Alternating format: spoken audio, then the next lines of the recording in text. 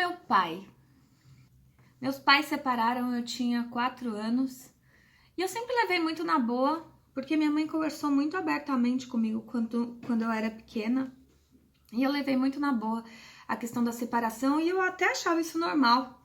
Eu achava que o diferente era quando era casada. Eu achava que todos os pais eram separados. Até que um belo dia, uma amiga da escola, eu era pequenininha, devia ter uns 6, 7 anos, ela falou: Ah, hoje de manhã eu tava com meu pai, com a minha mãe. Então eu falei: Ué, de manhã com o pai e com a mãe? Como assim? Eles moram juntos?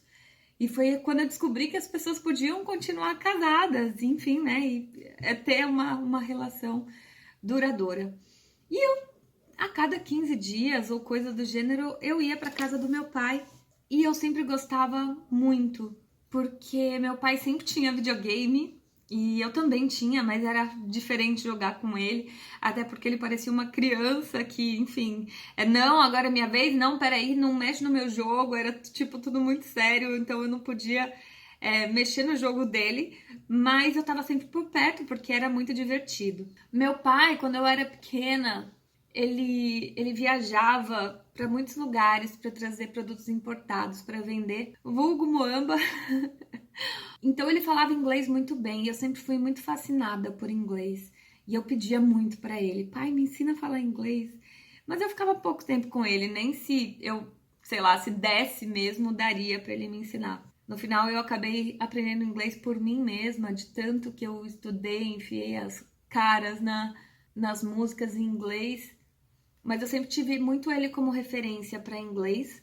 E na casa dele era sempre tudo muito legal, porque como ele trazia essas coisas né, de vários lugares, tinha sempre doces diferentes. O chocolate de pistache da Lindt, que, enfim, nem existe mais, pararam de fabricar, não sei porquê, mas esse chocolate eu fui viciada nele a minha vida inteira. Pringles, aquele queijo que você aperta, né, o Easy Cheese, ou Cheese Topping, sei lá. Chicletes Mil, aquele chiclete de metro. Eu sei que todas essas coisas importadas, quando eu ia na casa do meu pai, eu tinha acesso a tudo isso e eu amava. E lembro também das manhãs em que eu acordava, ou eu comia pizza do dia anterior, eu só comia pizza de milho com catupiry. Isso não mudou muito, eu gosto muito de pizza de milho com catupiry. E às vezes ele pedia basicamente só pra mim, aí sobrava e no dia seguinte eu acordava mais cedo, eu sempre acordei mais cedo que todo mundo. E aí eu ia fazer isso, ou eu fazia sanduíche na sanduicheira, presunto e queijo. Eu achava o máximo sanduicheira. Eu não tinha isso em casa, na casa da minha mãe. Então, quando eu fazia isso, eu falei, nossa, que gostoso, que legal. Aí eu fazia, né, pão, presunto, queijo. Eu sempre gostei muito de estar na casa do meu pai, de estar perto do meu pai, vivendo aquela vida. Depois vieram meus irmãos, meu pai casou de novo, e vieram meus 2 irmãos, a Stephanie e o Nicholas. Mas eu não tenho tantas lembranças assim, brincando com eles, já que eles eram muito pequenos. Eu era um pouco maior, eu acho que eu tava com... Eu tenho uma foto que eu tô com 7 anos e minha irmã tá acho que com 4 ou 3, alguma coisa do gênero. Mas eu acho que não demorou muito tempo até ele se separar de novo. E aí, tempos depois, ele foi morar na praia. Ele morava lá em São Vicente, aqui em São Paulo. E ele morava em São Vicente, numa casa que eu passei boa parte da minha infância lá também. Eu ia muito pro clube, pro Ilha Pochá. Então, eu tenho muitas boas lembranças. As poucas boas lembranças que eu tenho, assim, de infância, porque eu nunca gostei muito de infância e da adolescência, mas boas lembranças da minha vida são lá do clube, daquela casa, dos jogos, de quando a gente tava lá, que a gente dormia tudo amontoado num apartamento super pequeno, mas era sempre muito divertido. Eu sempre adorei piscina e aquele clube. Nossa, eu tinha paixão por aquele clube. E eu não sei se vocês repararam, mas assim, todas as lembranças que eu falo do meu pai nunca teve muita coisa sentimental. Eu sempre fui muito prática e ele, apesar de sentimental e às vezes demonstrar uma coisa ou outra, pelo menos eu sentia comigo, eu não sei se ele era assim com todo mundo, mas comigo ele também era muito prático, né? De tipo, filha, você precisa de alguma coisa, você quer alguma coisa, eu tô aqui. Mas não era aquela coisa de ficar melado, sabe? Aquela coisa melosa de amor. E aí eu fui crescendo, eu sempre gostei da história de ser atriz e da história de cantar. E a gente começou a trocar figurinhas sobre música, quando ele me deu o meu primeiro home studio. Meu pai é locutor e ele trabalhou em novela, em TV, fez dublagem. Ele fez muita coisa, foi bem conhecido na juventude dele. E ele já, depois de velho, montou um estúdio quando ele morava lá na praia. Montou um home studio e ele trabalhava de casa. Em algum momento, quando ele fez essa transição para equipamentos melhores, ele me deu o home studio e foi a primeira vez assim que eu tive um equipamento de gravação de verdade. E foi muito importante para mim.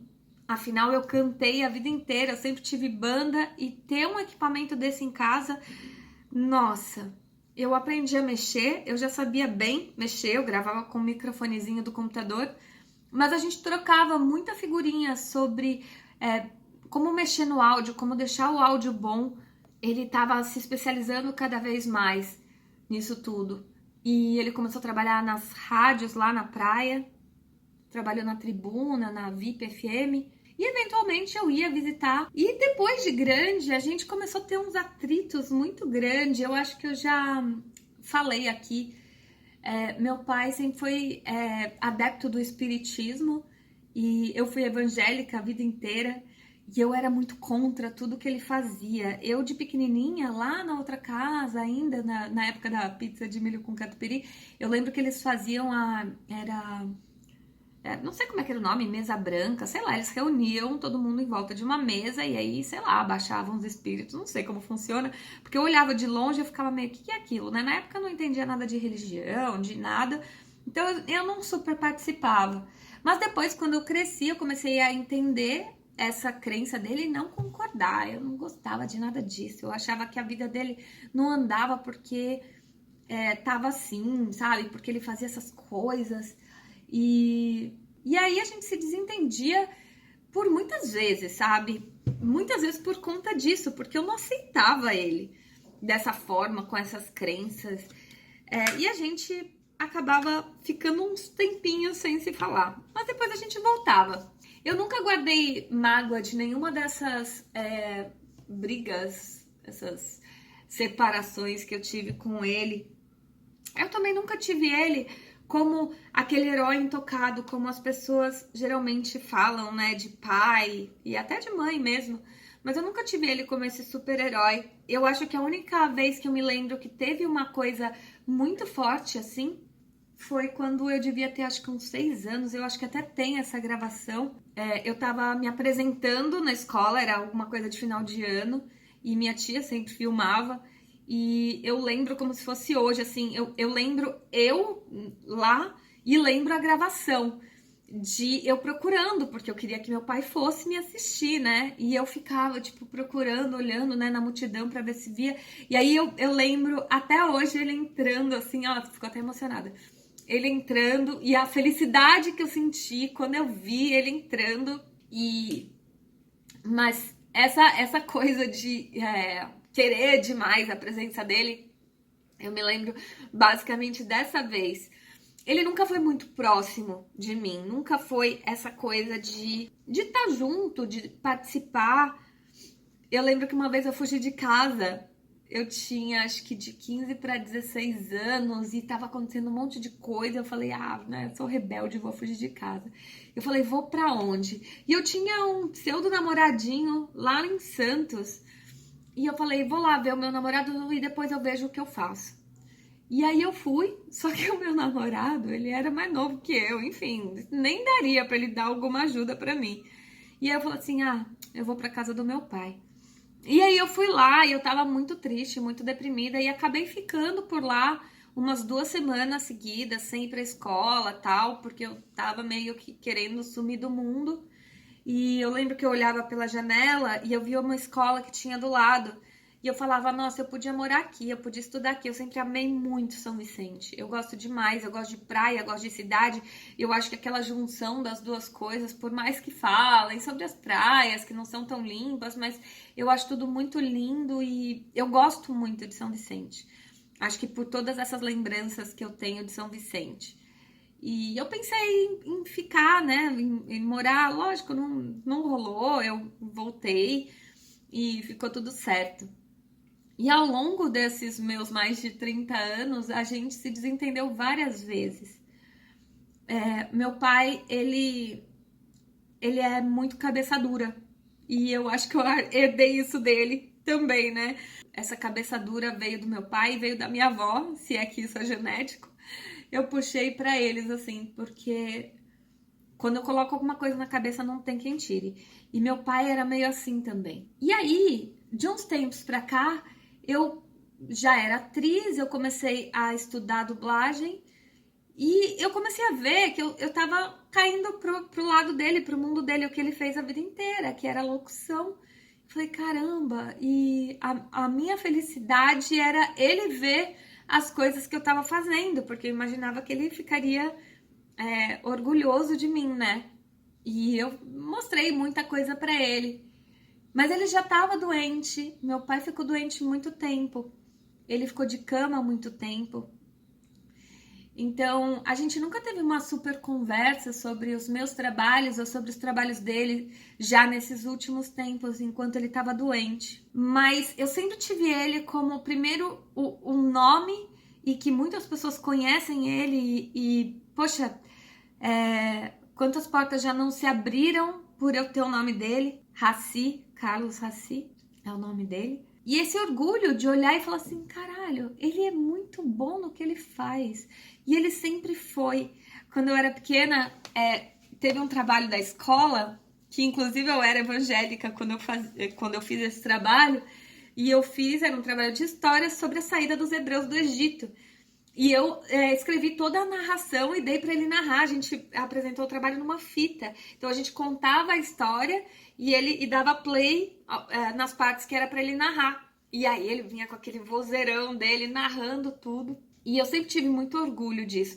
Apesar de ele não ser um pai presente, como pai, ele existir como pessoa já era aquela coisa de que orgulho, eu sou filha dele. Eu descobri depois de velha e com terapias o quanto isso fez mais falta do que eu imaginava. Essa coisa de ter um pai presente, de ter um pai junto comigo e que eu pudesse, sei lá, contar com ele, até mesmo, né? Como um pai. Eu nunca tive ele muito como um pai, como preciso de alguma coisa, vou pedir para o meu pai. Ele sempre foi distante nesse aspecto. E eu sempre achei que tava tudo bem, porque na verdade eu tenho mania de sempre achar que tá tudo bem. Mas aí eu fui descobrir, enfim, de várias terapias que eu fiz, que faltou esse pedacinho, sabe? Eu sei que ele deu o que ele conseguia dar e sou grata por tudo que ele conseguiu dar. Eu acho que a gente viveu bons momentos juntos e eu fiz muito por ele. A gente, nessas brigas, né, que a gente parava de se falar, as últimas foram mais longas. A última vez eu fiquei 2 anos sem falar com ele. E acabei voltando por causa da ayahuasca. Porque num dia eu falei assim, não importa, ele é meu pai.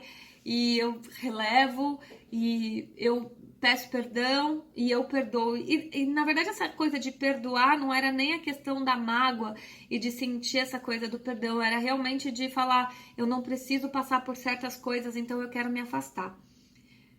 Mas eu não me arrependi de voltar quando eu voltei.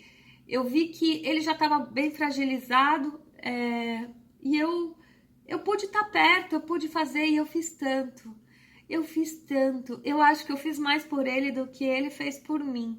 E financeiramente, em ajuda, em mover mundos e fundos para ajudar, para estar junto, para, enfim, né, para dar algum conforto para ele de alguma forma, ainda que muitas vezes ele não estivesse vendo isso e cobrasse de formas até como uma criança mimada, né, cobrando um presente que não ganhou, ou então um presente diferente do que ganhou. O meu pai é uma pessoa que eu me orgulho, e não por ser pela relação de pai e filha, mas porque independentemente das coisas que se faça, ninguém é perfeito, somos todos humanos, mas Se eu tenho uma referência forte dele, é essa referência de que ele tinha excelência no trabalho que ele fazia. E isso é uma puta inspiração pra mim, isso é um ápice, um topo, uma meta, uma estrela guia, que, sei lá como é que eu falo isso, de olhar e falar assim, é isso que eu quero pra mim, eu quero ser referência, eu quero que as pessoas gostem do meu trabalho, assim como gostavam dele. Tô caminhando pra isso, tô trabalhando duro pra isso. É isso. Eu amo você, pai. Eu amo você. Obrigada por ter feito seu papel aqui na minha vida. E quem sabe a gente se encontra. Por hoje é só. Beijo pra vocês.